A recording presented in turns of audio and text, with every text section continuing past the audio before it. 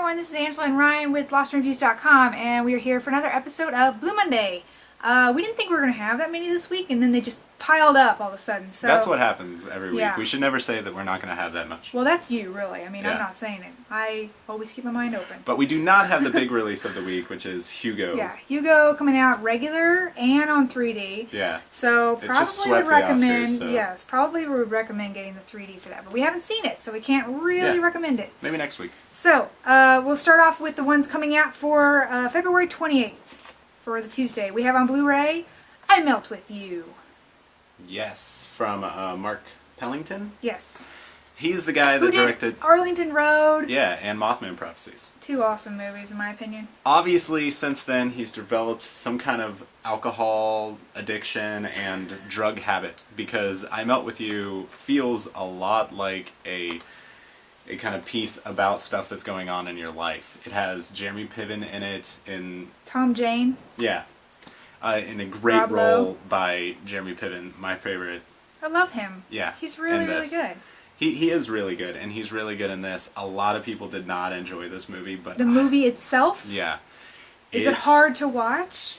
It's very pretentious and filled with four assholes. Oh, okay, so that's a lot to sit through then. Going through a midlife crisis All at once? all at once. They come, they meet at this house that they do every year Like a big to get party? together and relive their college years. They come there. One guy wants to be Hunter S. Thompson, and Who doesn't? right. So he brings a suitcase full of drugs. They invite young kids from the local town to come hang out with their 40-year-old Oh, selves. that's awesome. They pretty much wreck a Porsche and leave it out in the middle of the desert. It's a disgrace. It's just an entire night of indulgence, and that's a lot of the problem that people had with it. That wasn't What- just fun to watch? For me, it was. Okay. The movie is insane. The ending is a little bit hazy, but I really enjoyed this. Just mainly because the acting in it is something that I think everybody has to see. Really stands Some out. really powerful stuff going on here. It's like guys at the end of their lives, they made every bad decision. You know, They're not at the end of their lives. They're 40 maybe. we'll see. Unless they do a lot of drugs and then they decide to overdose or something. I like the tagline here, when life hammers you, get smashed. Yes. Does that pretty much explain the movie there?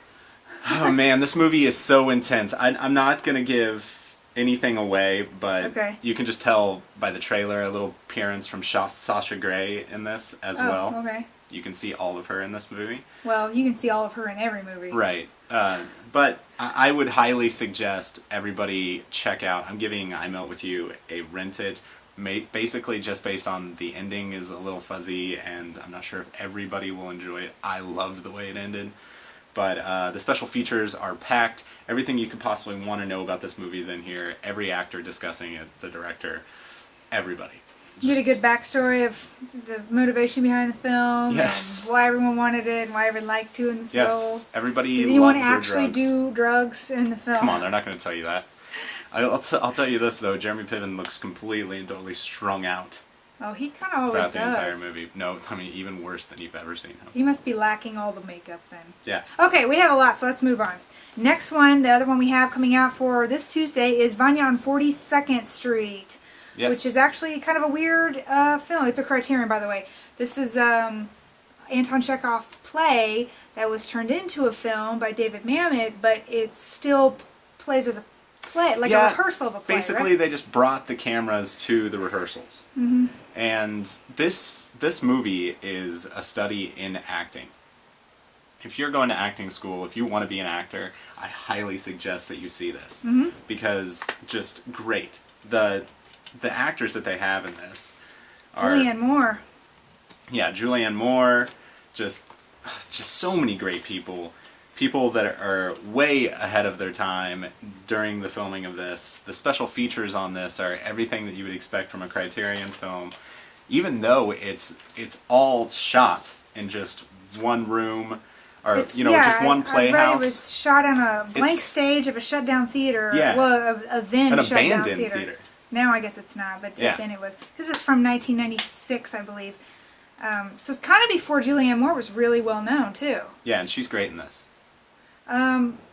Okay, so did it make sense? Did it play as a film, or did it pause like they were between scenes at times? Well, okay. So if you're an actor person, you will love this film. If you're a director person like me, it's gonna bore you because there's not very much visually to kind of pull you in. It's all about the hard drama and the character development, which there is a lot of. Mm-hmm. So I'm just going to give this a rent it. The special features are tremendous in this.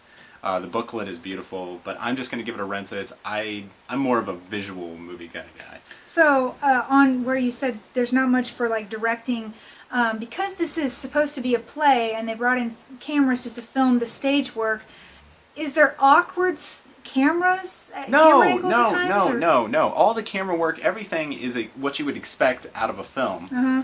It's so just close-ups and different angles and all that. But we're not getting full elaborate set designs, and the costumes are basically just what the actors wear off the street every day. Yeah.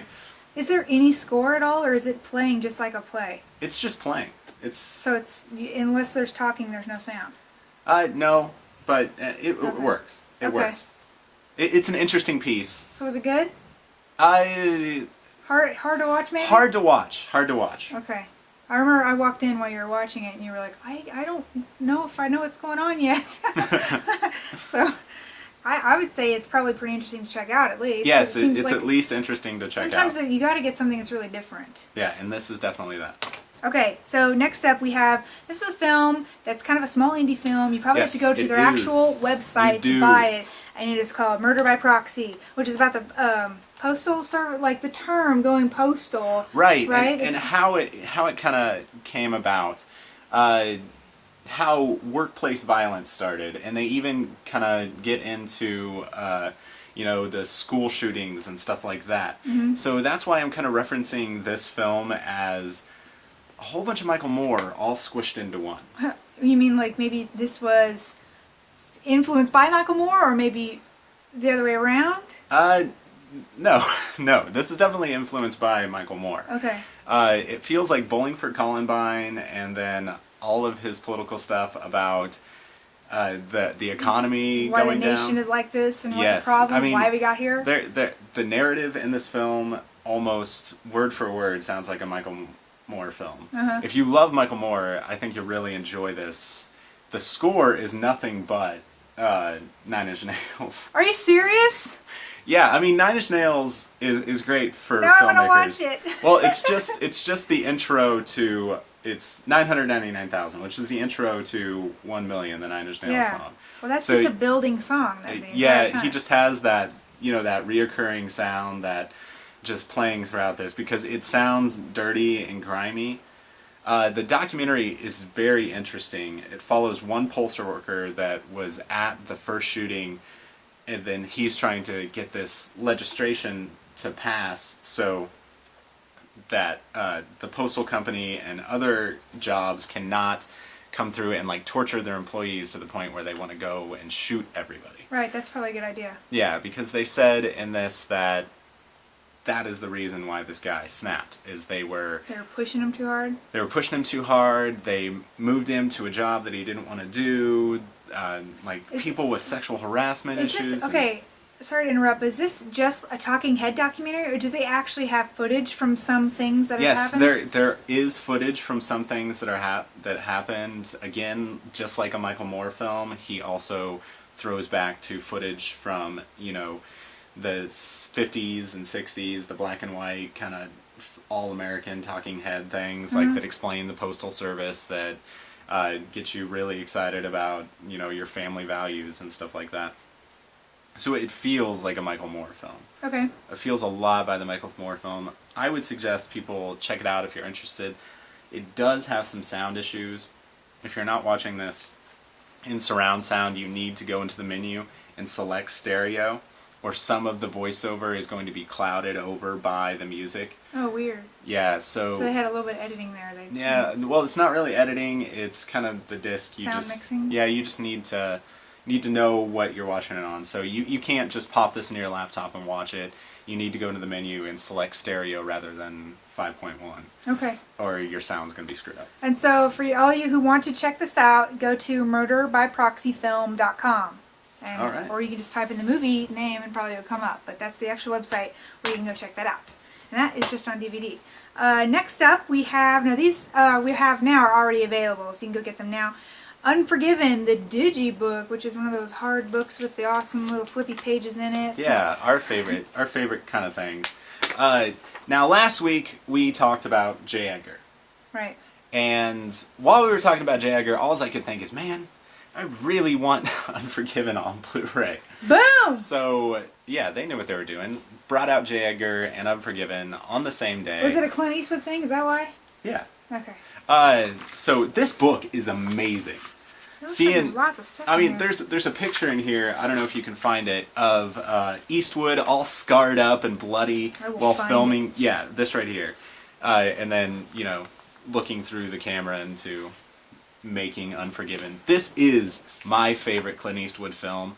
It's my favorite Western. It's dark, it's gritty, it's realistic, and it's really unforgiving. It's probably my favorite Morgan Freeman film. Wow, that's saying a lot. I know, because he has such a terrible part in it. Unless you count Bruce Almighty. Okay, but this thing is also packed with special features. They didn't just make this book and say, okay, now we have the Blu-ray re-released with pictures and stories. No, they added to this. This is a beautiful release, and everybody has to own it. If you don't know the story of Unforgiven, I mean, come on. Really feel sorry for you. You have to see this movie if you've never seen it before. And if you've never seen it before, just go buy this because you won't regret it. This is one of my favorite releases in a long time. Now they have the digibook, but they also have just the regular Blu-ray, yeah, right? that's an old Blu-ray. But that's not going to have all the special stuff that this hard book is going to have, right? So make sure you and get I think the this book. one looks better too.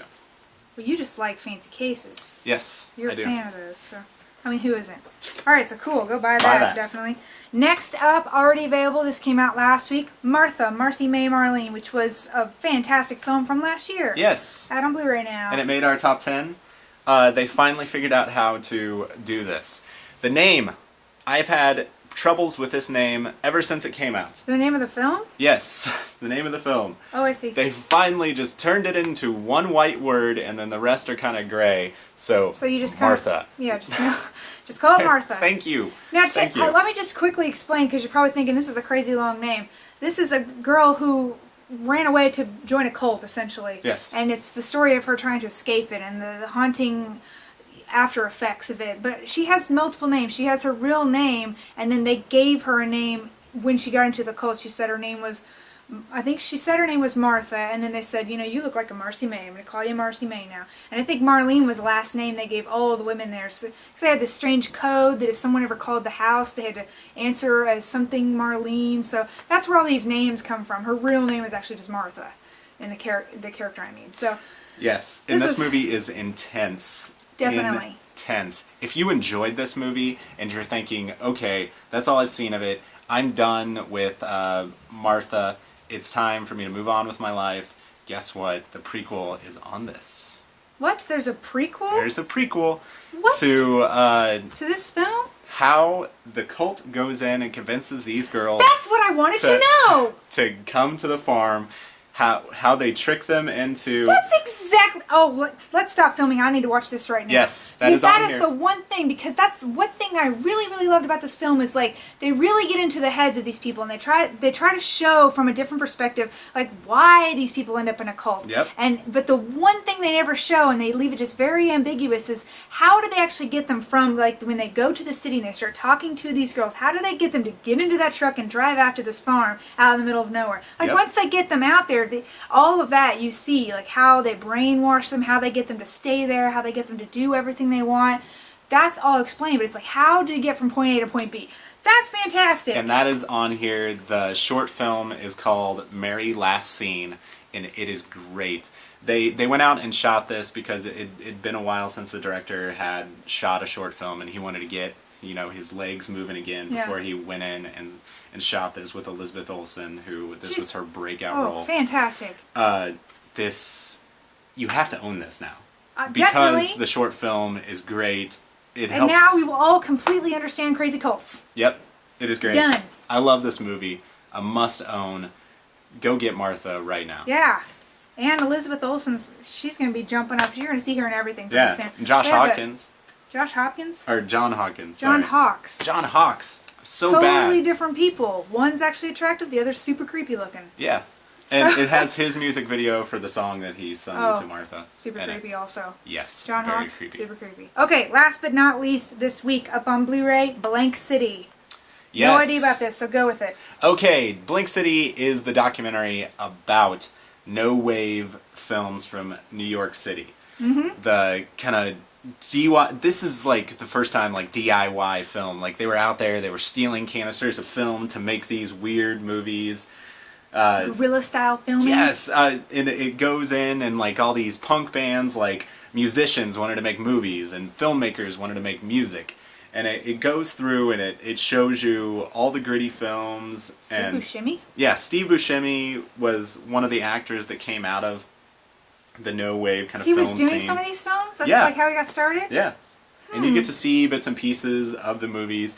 Why I think Blank City is such a great documentary and so relevant today is because we have so many filmmakers out there with the digital medium. I mean, this show that we do every week wouldn't be available without these new cameras that are out. And YouTube. So these kind of DIY films are coming up more and more. Yeah, everyone can make a film now. You Yeah. can make a film on your phone. Yeah, so like films like Trash Humpers wouldn't have been possible without, the pioneering that all these directors came through and did. The inventive techniques they went through to try and make it happen. Yeah, so this is the documentary kind of about that. You'll see directors getting arrested just for having these canisters of film on them. The stuff that they were doing was totally extreme, highly sexual, highly violent. Just Super excited. Yeah, just horror films, dramas, Jim Jarmusch is music. on here. Yeah, music videos. Everybody you could possibly want to see is on here. Just Debbie Harry. Yeah, Blondie. Yeah, I mean she made some films. Everybody, you have to check this documentary out. It's great. It has a few special features, but I mean it's documentary, so I think this is available on Netflix if you wanted to go check it out that way. Is this all in New York? Like all the Yeah, films happen through New York? Or Yeah, is it other that's states? kind of like where this movement started. Okay. They wanted to show the griminess and the grittiness of New York City. All these movies were made when New York City was the place that When it was a you were dirty, grimy afraid to city? go. Yeah. Before, it was cleaned up. This is like, the birth of punk rock, and this is punk rock movies Punk rock movie in a documentary style. in a documentary style. Cool. So Go check out see Blank it. City. I will. Yes. That's it for this week.